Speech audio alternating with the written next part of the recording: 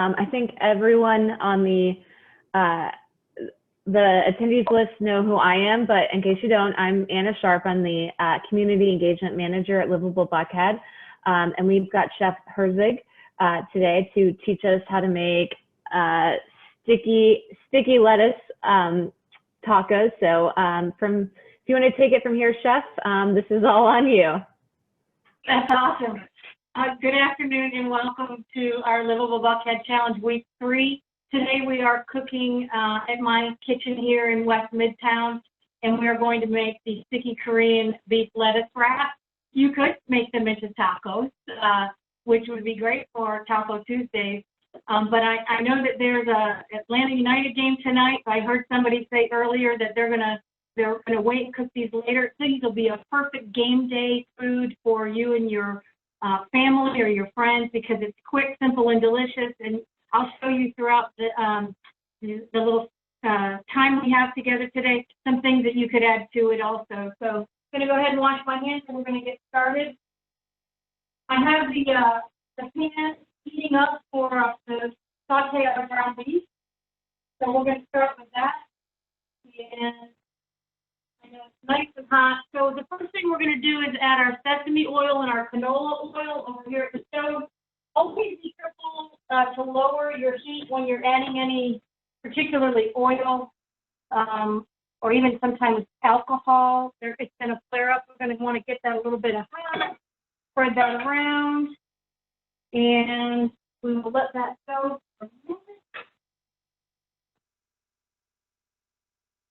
And then the next thing we're going to do is add 1 pound of medium or lean ground beef. And one of the tricks to this is that you want to get it in the hot oil, but you want to put it down into the pan. Again, be very careful when you're doing that. You can hear it sizzle up. And then you want to take it and flatten it out. One thing I do here in my kitchen is we buy a lot of things, not necessarily in bulk, but when they go on sale. And prior to the pandemic, particularly here in Atlanta, when we were asked to stay at home, we saw that coming, my husband and I did. So we went and we didn't hoard anything, but we stocked up on a lot of things. Fortunately, we have a freezer space that we can do that, but we also free-saved a lot of things. So a lot of ground beef, and that makes it very easy to, rush. We keep a list of an inventory. I'll show you that a little bit later, where you then go back and I look at it to say, what am I going to cook this week for dinner? Or over the course of, and I looked it up last night, I think it's been 15 weeks and 13 days or 23 weeks and 15 days that I am not used to cooking at home 3 meals a day, but we've been doing a lot of that because of the pandemic. So we're going to let that sit. It's going to brown for about 3 minutes. 3 to 5 minutes just on this one side. Right after that, what we're going to do is add the garlic and the ginger, the fresh garlic and ginger. Now, you can buy pre-minced ginger. I prefer to have it fresh, but you can buy minced jar ginger, and you can also buy minced garlic. One of the things about minced garlic is if you're already buying it, if it calls for, this one calls for 2 cloves, that would be equivalent to about 2 teaspoons of minced garlic, whether it's fresh or from a jar.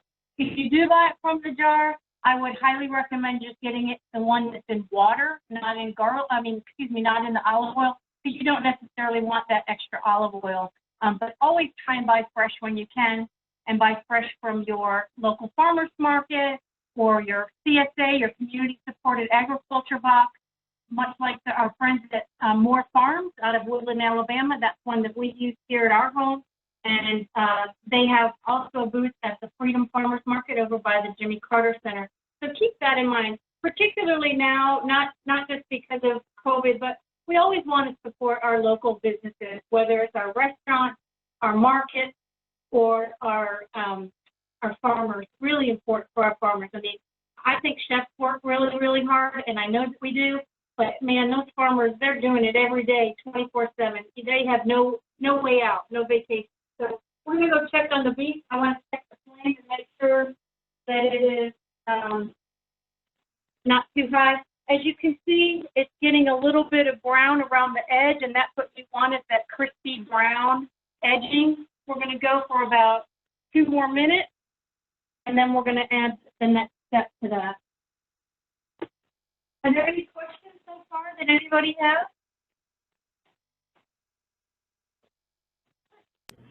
So far, so good. Okay, wonderful. So I'd like to thank everybody that has tuned in so far. We've got some newcomers, I'm sure.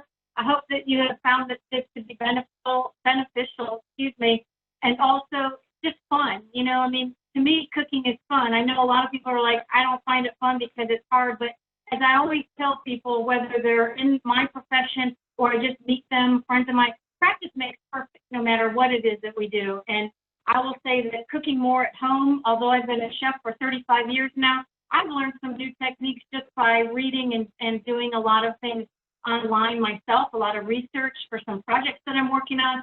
But also when we first started talking about doing this project with Livable Buckhead, you know, with keep people quick, keep it simple, keep it delicious, and let's get everybody out from behind their desk eating.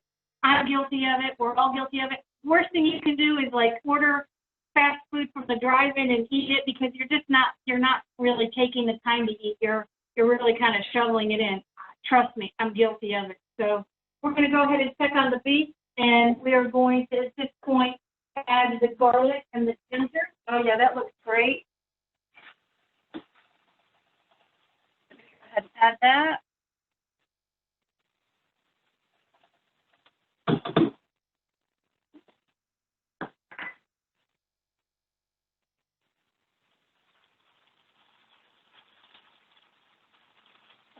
So now we're going to break this up so that we can brown both sides of them, and that'll give the garlic and the ginger an opportunity to blend into the rest of the beef.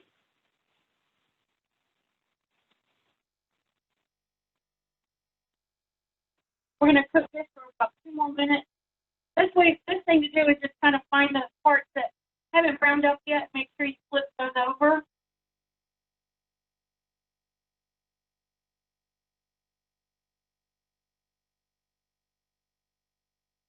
Okay. We're going to go back over to the bench. You know, as I mentioned, you can buy fresh ginger or you can buy mixed ginger. And one of the easiest things to do is to take a vegetable peeler and peel the ginger off. I did this ahead of time just to save time for our demonstration. Any really easy vegetable peeler, and you just peel that back based on the quantity that you need.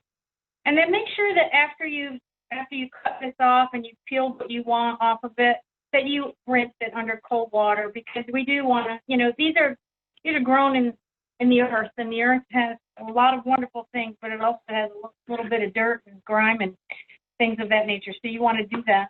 And then you always want to take anything that you have extra weight on. And we have a compost with a Livable Buckhead partner, Compost Now, and we put these into a bowl here, and then we put it into our container, which I'll show you after our demonstration later today.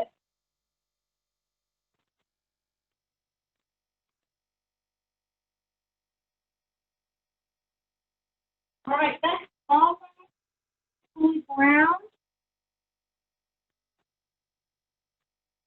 The next thing you're going to want to do is, if you have, as you can see, get in there, you have a little bit of oil. Now, I used a lean ground beef, but you're also, you know, you're just going to get some fat from that because we did have the oil. So what we're going to do is we're going to drain some of that out. You want to leave about 3 tablespoons in the pan. Drain that out so that you don't have too much oil in there. Get about 3 tablespoons. God, it smells great. There's nothing like the smell of ginger and garlic in your kitchen, I'll tell you. And now we are going to add our sugar. We're going to move this. So today we're using a combination of brown sugar and a product from Beautiful Briny Sea, which is their orange chili sugar, which has organic cane sugar, orange peel, and a gourmet chili blend. And for those of you that had not had the opportunity to look at this product, I want to show it to you. They're very good friends of ours here in Atlanta. They're over there in the Grant Park area. They partner with a lot of restaurants here in Atlanta and across the country, as well as Williams-Sonoma. And if you go to Jenny's Splendid Ice Cream, which is one of my favorites, they work with them on some of their sugar blends and confections. If for some reason you were not able to get your hands on any of that prior to our demonstration, which is something that came up during our free talk, you could also just take some table sugar, some cane sugar or table sugar, add some roasted red chili pepper flakes. These ones, I'm very fortunate. I have a very dear friend that is from Turkey, and she goes home to Turkey every now and then, and she brings me back some goodies. So that's like a bonus for me. Thank you, Elisa, for on today. Hey, Chef, I have a question for you real quickly. With the oil, how do you dispose of the excess oil, or what are you doing in your kitchen? That is a really great question. So you saw me put it in a little jar. You don't want to dump it down the drain. You know, restaurants have special grease traps. Obviously, they're using a whole lot more than we are. But I usually set that aside, let it harden, and then we'll compost that. If it's just bacon grease that you have and nothing else has been cooked in it, you always reuse that bacon grease to saute the vegetables in. But that is a great question, so thank you for bringing that up. I'm going to lower this a little bit because we have added the sugar and the sugars, and then right now we're going to go ahead and add the cabbage. So red cabbage, when I first started doing some research on this recipe, it talked about using like a Napa cabbage and things of that nature, which green cabbage, I love all of that. But when I first started playing around with the recipe, I was like, wow, it's really like, it has no color. And color on a plate, as I've said before, for those of you that have tuned in before, you know, we, with our senses, our five senses, but really, we first eat with our eyes. Because if it doesn't look good, we don't really want to eat it. So we're going to add that red cabbage in there. We're going to briefly saute it so that it kind of gets a little tender. Hey, Chef. Yeah. I have another question for you. Can you make this without meat or with fish or eggs? Someone does not eat fish, dairy, and eggs. Or she does eat fish, dairy, and eggs, but not, I guess, other stuff. Is that right, Kathy? Sure. You could definitely do fish lettuce wraps, or I don't know, do they eat shellfish? You could do a shrimp lettuce wrap. No dairy, no eggs. You could use tofu, definitely, and you could do all vegetables. You know, you could do cabbage and carrots and herbs, fresh herbs from your garden. You could do rice. You could do, you know, ramen noodles with these beautiful flavors of the sauce. But just keep in mind that you want to make sure that you're cooking your whatever protein it is to the correct temperature for food safety. So that would be the thing. We're just going to go for about 2 more minutes. We're almost ready to serve. As I mentioned earlier, one of the things we're going to garnish. Oh, I forgot to add the soy sauce. Heaven forbid. We go back. Add it. Okay.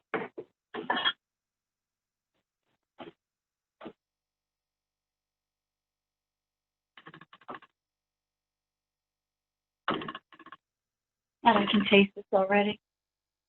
And that's one thing that we always want to do when we're in the kitchen. I recommend keeping some plastic tasting spoons or forks on your counter. As those of you that have tuned in before have heard me say, as a chef for many years, I visited a lot of kitchens all over the world. And people would say, hey, how does it look? And I'm like, oh, it looks great, but how does it taste? Oh, I don't know. I haven't tasted it yet. So you always want to taste it as you go along in case you need to adjust your seasonings or your temperature. And that is absolutely perfect. So keep some spoons or forks in your kitchen right near your stove or whatever you're cooking. Just taste it as you go there. Don't recycle it. All right, so I'm going to turn that off. We're going to get ready to serve, but I wanted to talk a little bit about, in this recipe it calls for scallions, green onions, cut on the diagonals. You could cut them round if you want, but it just looks pretty. I thought you see that. Looks really pretty like that. One of the things you can do is cut the ends off. There's ways that you can garnish. You can make a little garnish. You can cut them, slice them, and make a little flour after you stick them under some cold water for a while. But one of the things you can do is put them in water and let them grow. Now, these have been growing since yesterday. You can see that they're growing. Now, what are we going to do with these? My husband, John, loves to experiment with things. So we've all summer long, any of the green onions that we've either grown in our garden or purchased in the store, we have been planted in our vegetable garden. We even have a pineapple that will be growing. We already have one going. So again, it's about minimizing your food waste, keeping it in water, changing the water out. But you can see how this pineapple top has, I think this has been going for about a month and a half. So John tells me that we're going to have pineapples sometime next year, which, how amazing is that? All right. We're going to get ready to plate. You're going to take your lettuce cut. Again, you could use not only this beautiful butter lettuce that I picked up at the market, but you could use cabbage. You could use taco shells for this opportunity. You could use iceberg lettuce, leaves. Romaine is a little hard because they're thin. There's not a lot of space for it to go on. But we're just going to take this back over to the stove and put some of this on here.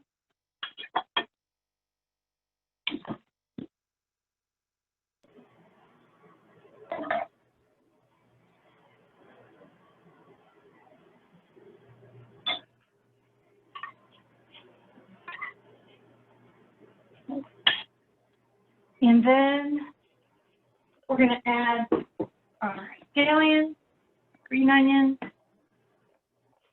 And then one other thing, as I mentioned earlier, you could add some other things and make it fun for your guests or for yourself.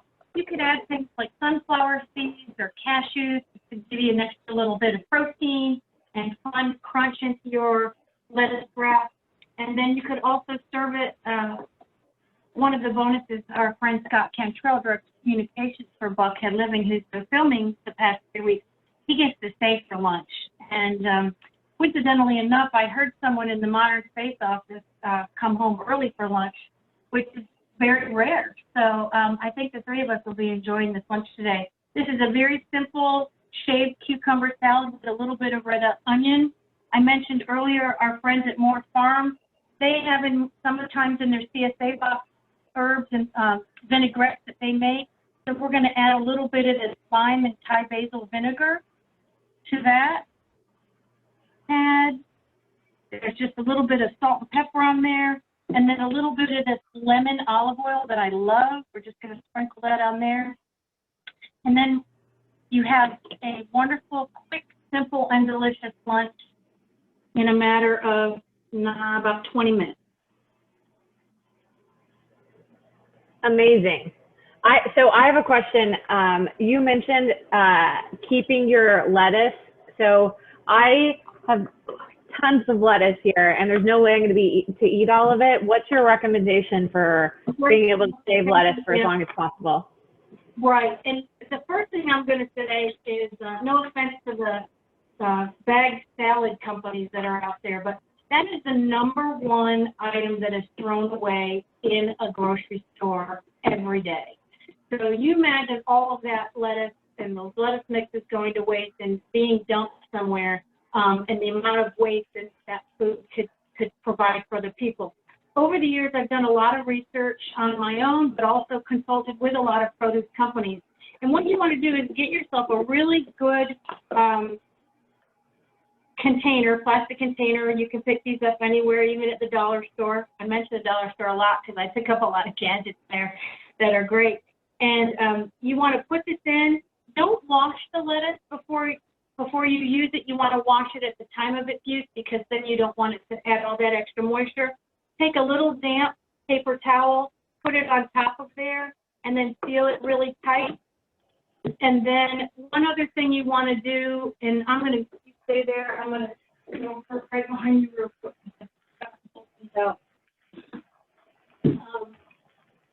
Pick up some labels. You know, this is like the lifeblood of a professional kitchen is food safety and labeling your product. These are easy labels. I think I got these on Amazon. They're a little tiny because they're hard to write with a Sharpie, but you want to label anything that you have in there. If you're questioning what it actually is, you know, like this is easy. I don't have to write on there that it's lettuce, but then you would want to write the date on it so that you know.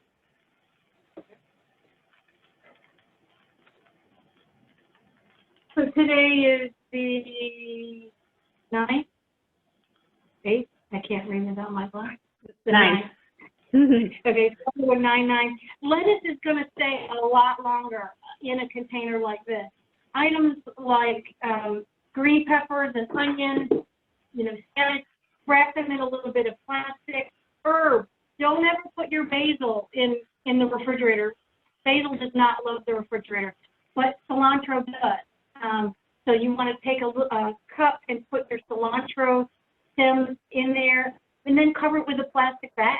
And that helps the longevity of cilantro and I are like kind of evil enemies because I love it so much, but I have not been able to grow it in my garden ever, and it dies. And then even when I buy it, it doesn't last. So I tend to use it like in a week.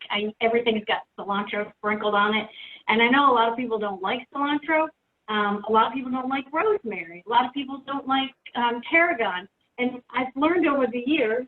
As a chef, many times, many times, people don't like something because it hasn't been prepared properly or it's been overused. And rosemary is one of those items. Cilantro is one of those items where less is more, and you'll get more flavor across the board. Thank you for that question. Yeah, no, that totally makes sense. I have one more question for you. So. Right now I'm getting my basil from my garden, but my basil, how am I able to, can I extend that inside and bring my basil inside, or will it last through the winter? Do you know? Yeah, it's very temperature sensitive. I'm looking for the word today. So no, you would want to bring that inside. If you feel that it's getting close to, you know, like below 40 degrees, you want to bring it inside. The one thing you need to remember is that basil thrives off the sunlight. So you want to make sure you put it in a window, or they have those little light grower things that you can get. Just as long as it's got it in a window. But yeah, you want to bring definitely. We have hardy herbs that we grow all throughout the year. The tides go crazy all year. I mean, fortunately, this past winter, here in Atlanta, we didn't have really, really cold temperatures. I don't really think we had a winter. So a lot of stuff stayed. Our parsley, our tarragon, our oregano, we didn't even have to replant that this year, our lavender and our rosemary. So great question. So thank you for that. And as we get ready to say goodbye and talk about the last, I'm going to be sad to say goodbye to you guys next week. The last recipe is going to be our chicken and scallions over sesame noodles. That is a wonderful dish that I discovered just kind of playing around. I was really craving early on in the pandemic a lot of Asian flavors that I take for granted, you know, that we could just go and get. And so I played around with a lot of that. You're going to love that. But one of the other things to mention is that always feel free to reach out to me on my Instagram page or my email. I think you guys are posting that.